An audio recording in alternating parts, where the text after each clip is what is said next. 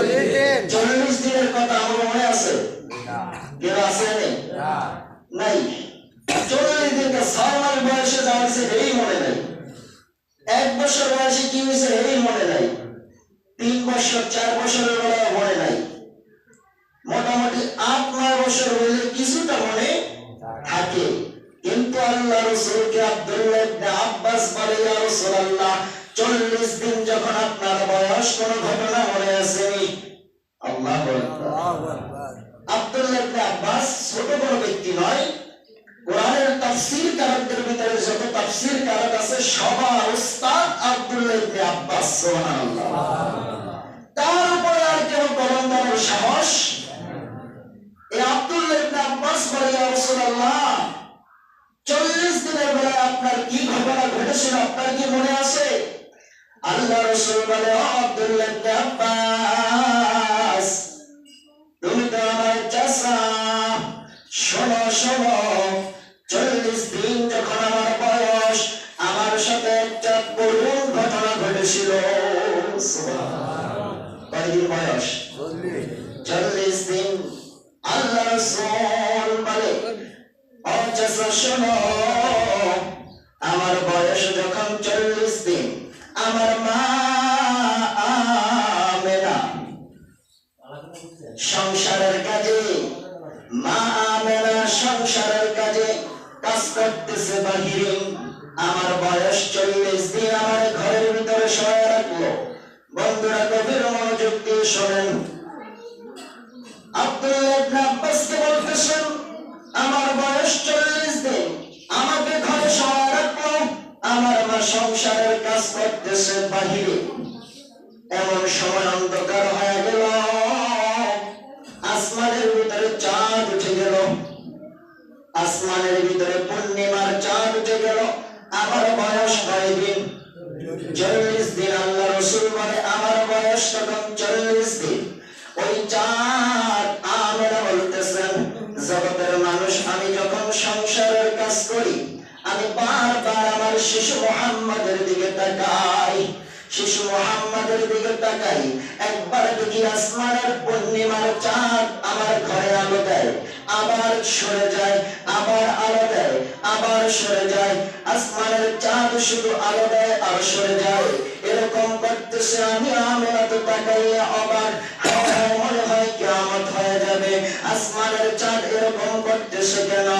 আমেনা বলে, আমার সংসারের কাজ আমি ফালায়া আমি ঘরে চলে আসলাম, ঘরে চলে এসে আমি শিশু মুহাম্মদকে ধরলাম, ধরে দেখি শিশু মুহাম্মদ মুস্কি মুস্কি হাসে, শিশু মুহাম্মদ মুস্কি মুস্কি হাসে। আমি মুহাম্মাদের দিকে তাকাইয়া বলি সাল্লাল্লাহু আলাইহি ওয়াসাল্লাম, আমি শিশু নবীর দিকে তাকাইয়া আমার এই ভুল দিয়ে, চোখের ভুল দিয়ে এভাবে জিজ্ঞাসা করলাম ইশারায় যে তুমি হাসতেছো কেন? আমরা তো জিজ্ঞাসা করি না সময়, ইশারায়।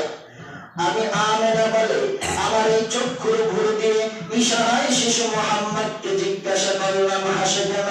শিশু মুহাম্মদ একটা মুস্কি হাসি দিলেন। আমি আমেনা শিশু মুহাম্মদের কপালে একটা চুমা দিয়ে দিলাম। কয়দিনের কথা? 40 দিন। যখন আমার রাসূলের বয়স, যখন আমেনা রাসূলের কপালে চুমা দিয়ে দিলেন, আমেনা বলতেছে, হায় হায় কতক্ষণ চাঁদ ওঠে, কতক্ষণ চাঁদ ডুবে যায়, এখন দেখি চাঁদ চাঁদের জায়গায় আছে, নড়াচড়া করে না। আমেনা এই কথা মনে মনে বলতেছেন। তখন নবীজির বয়স 40 দিন। আমার রাসূলুল্লাহ শাহাদাত আঙ্গুল উঠায়া দিলেন উপরের দিকে, বললেন সুবহানাল্লাহ। মা আমেনাকে বুঝাইলেন, মা এটা আর কারো খেলা নয়, এটা আমার খেলার সাথী। মা আমেনা বলেন, আমি এই শিশু মুহাম্মাদের শাহাদাত আঙ্গুলের দিকে তাকাইয়া রইলাম, দেখি একবার ডান দিকে যদি শাহাদাত আঙ্গুল আসে, চাঁদ ডান দিকে আসে, যদি ওই আঙ্গুল বাম দিকে যায়, চাঁদ বাম দিকে যায়। আমি এটা দেখে সহ্য করতে পারলাম না, আমার ভিতরে ভয় ঢুকে গেল। ওরে বাবা আব্দুল্লাহ, এই আব্দুল্লাহর নূরের পেশানি দেখে মক্কা মদিনার সমস্ত মুমিনরা নারীরা তার কাছে বিবাহ বসার জন্য পাগল হয়ে গেল। যদি এই কাজ দেখে মক্কা মদিনার নারীরা, তাহলে তো শিশু মুহাম্মাদের জন্য পাগল হয়ে যাবে। বলে দুনিয়ার মানুষের শোনো, যখন আমার সন্তান গর্ভে আমি রাস্তা দিয়ে হাঁটতে পারতাম না, মানুষজন আব্দুল মুত্তালিবের কাছে বিচার দিত, বলতো আব্দুল মুত্তালিব শোনো, তোমার পুত্রবধূ আমেনা তার স্বামী মারা গেছে, এর জন্য রাস্তা দিয়ে হাঁটা যায় না। বলে কেন? এর গায়ে থেকে এমন সুগন্ধি আসে, তোমার এই পুত্রবধূ গায়ে সুগন্ধি লাগায় হাঁটে, এর গায়ে থেকে এমন সুগন্ধি আসে যে সুগন্ধি আমরা সহ্য করতে পারি না। আব্দুল মুত্তালিব বলে, ও আমেনা, তুমি কি সুগন্ধি ব্যবহার করো যে সুগন্ধির দ্বারা মক্কার কাফের মুশরিকরা আমার কাছে বিচার দেয়? আমেনা বলে, ও আমার শ্বশুর আব্দুল মুত্তালিব শোনো, আমি কোন সুগন্ধি লাগাই না। যেই দিন থেকে নবী মুহাম্মদ আমার গর্ভে আসলেন, ওই দিন থেকে দেখি এমনি সুগন্ধি হয়ে গেল। বন্ধুরা আমার, আব্দুল্লাহ ইবনে আব্বাস বলে, ইয়া রাসূলুল্লাহ, ইয়া হাবিবাল্লাহ, তারপরে কি ঘটলো? আল্লাহ রাসূল বলে, আব্দুল্লাহ ইবনে আব্বাস শোনো, আমার এই কর্মকাণ্ড দেখে, আমার এই কাজ দেখে, আমার হাতের ইশারায় পূর্ণিমার চাঁদ একবার ডাইনে যায় একবার বামে যায়, এটা দেখে আমার মা সহ্য করতে পারলেন না। আমার মার গায়ে থেকে, আমার মার কাপড়ের আসল দ্বারা আমার দুইটা হাত বেঁধে দিলেন, দুইটা হাত বেঁধে দিল। ও আব্দুল্লাহ ইবনে আব্বাস শোনো, আমার মা যখন আমার দুইটা হাত বেঁধে দিলেন, আমি আর এখন খেলা করতে পারি না, আমার দুঃখে চোখ দিয়ে পানি পড়তেছে। শোনো, শিশু মুহাম্মাদের ইশারায় আসমানে চাঁদ ওঠে আর নামে। বন্ধুরে আমার, ও আব্দুল্লাহ ইবনে আব্বাস শোনো, আমার মাথার আঁচল দিয়ে আমার দুইটা হাত বেঁধে দিলেন, আমি আর খেলা করতে পারি না, আমার চক্ষু দিয়ে যখন পানি পড়তেছে। শোনো শোনো, তখন ওই চাঁদ ডাকতে বলে, ইয়া রাসূলুল্লাহ, ইয়া হাবিবাল্লাহ, আপনি যদি হুকুম দেন, আপনি যদি চোখের পানি বন্ধ না করেন, ইয়া রাসূলুল্লাহ, আমি 9,30,00,000 মাইল থেকে এই চাঁদ মা আমেনার ঘরে এসে যাব। আব্দুল্লাহ ইবনে আব্বাস এই কথা শুনে অন্তরে একটা প্রশ্ন জাগলো। আল্লাহ রাসূল সাল্লাল্লাহু আলাইহি ওয়াসাল্লাম বলে, ও চাচা, আপনি একটা প্রশ্ন করতে চান কিন্তু করেন না। সুবহানাল্লাহ। আব্দুল্লাহ ইবনে আব্বাস রাদিয়াল্লাহু তাআলা আনহু এই কথা শোনার পর তার অন্তরে একটা কি জাগলো? প্রশ্ন জাগলো, কিন্তু করতেছে না।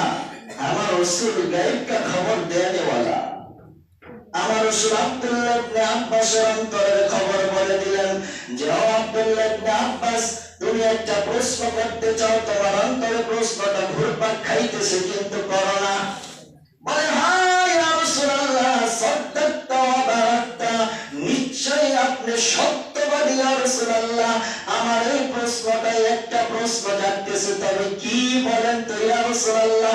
আল্লাহ রাসূল বলেন, তুমি ভাবতেছো যে আমি জমিনে থেকে মা আমেনার ঘর থেকে 9,30,00,000 মাইল দূরের চাঁদের খবর কিভাবে বলে দিলাম? বয়স কয়দিন? 40 দিন। আল্লাহ রাসূল বলে, শোনো ও আব্দুল্লাহ ইবনে আব্বাস, আমি শুধু 9,30,00,000 মাইল দূরের ওই চাঁদের খবর বলতে পারি না। ওই সময় আমি ইচ্ছা করলে, ওই সময় আমি মা আমেনার ঘরে বসে প্রথম আসমান 9,30,00,000 মাইল দূরে, তারপরে প্রথম আসমান, তারপরে দ্বিতীয় আসমান, তৃতীয় আসমান, চতুর্থ আসমান, পঞ্চম আসমান, ষষ্ঠ আসমান, সপ্তম আসমান, আল্লাহ মাকাম, 70,000 নূরের পর্দা, 70,000 নূরের সাগর, তারপরে আল্লাহর লা মাকাম। এই লা মাকামের উপরে একটা খাতা আর একটা কলম রয়েছে, ওই কলমের খসখসানির আওয়াজ আমি মক্কা থেকে বলে দিতে পারি। শুধু তার খসখসানির আওয়াজ নয়, ওই কলম ওই খাতার ভিতরে কি লেখে আমি নবী মুহাম্মদ 40 দিন বয়সে তা বলে দিতে পারি। সুবহানাল্লাহ। বন্ধুরা আমার, আব্দুল্লাহ ইবনে আব্বাস রাদিয়াল্লাহু তাআলা আনহু এই কথা শুনে আল্লাহ রাসূল সাল্লাল্লাহু আলাইহি ওয়াসাল্লামকে বললেন, ইয়া রাসূলুল্লাহ, ইয়া হাবিবাল্লাহ, যখন কাল কিয়ামতের ময়দান কায়েম হয়ে যাবে আপনার উম্মতের কি অবস্থা হবে একটু বলেন। আল্লাহ রাসূল বলে, ও আব্বাস শোনো, আমার উম্মতের অবস্থা হবে করুন, আমার উম্মত হবে গুনাহে জর্জরিত, গুনার পাহাড়। কিন্তু আমি রাসূল যতক্ষণ পর্যন্ত কিয়ামতের ময়দানে আছি, আমার একটা উম্মতকেও আমি জাহান্নামে যেতে দিব না। সুবহানাল্লাহ।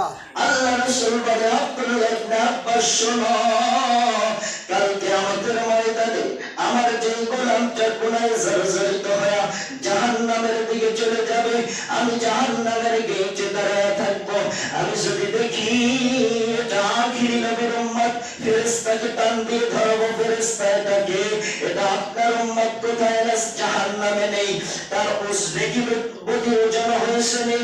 ফেরেশতা বলবে, হ্যাঁ ইয়া রাসূলুল্লাহ, ওজন হয়েছে। আল্লাহ রাসূল বলে, না এটা আমি মানি না, আবার ওজন দিতে হবে। আমার রাসূলের পাওয়ার দেখেন, কিয়ামতের ময়দানে, বুখারীর হাদিস, আল্লাহর হাবিব সাল্লাল্লাহু আলাইহি ওয়াসাল্লামের অন্যতম কিতাবে সহিহ বুখারীর ভিতরে বলছেন, বাবা আদম থেকে 2,24,000 পয়গম্বর সবাই ওই কাল কিয়ামতের ময়দানে একটা শব্দ শুধু ইয়া নাফসি পড়বে, ইয়া নাফসি পড়বে, শুধু একমাত্র আখিরি নবী পড়বে, রব্বি হাবলি ইয়া উম্মতি। সুবহানাল্লাহ। আল্লাহ রাসূল বলে, আমি তাকে ধরে আবার মিজানের কাছে নিয়ে যাব, ফেরেশতাকে বলবো, ফেরেশতা আবার ওজন দে, নেকি বুদ্ধি ওজন দিবে। আমি দেখবো যে আমার উম্মতের তো বদির পাল্লা ভারী হয়ে যাইতেছে। আল্লাহ রাসূল বলে, আমার পকেট থেকে রুমালটা বের করে আমি যখন তার নেকির পাল্লায় দিয়ে দিব, এ দুনিয়ার মানুষ শোনো, আমার রুমালটা দেওয়ার সঙ্গে সঙ্গে নেকির পাল্লা ভারী হয়ে যাবে। ফেরেশতারা আল্লাহকে বলবে, আল্লাহ তোমার বন্ধু কি খেলা শুরু করে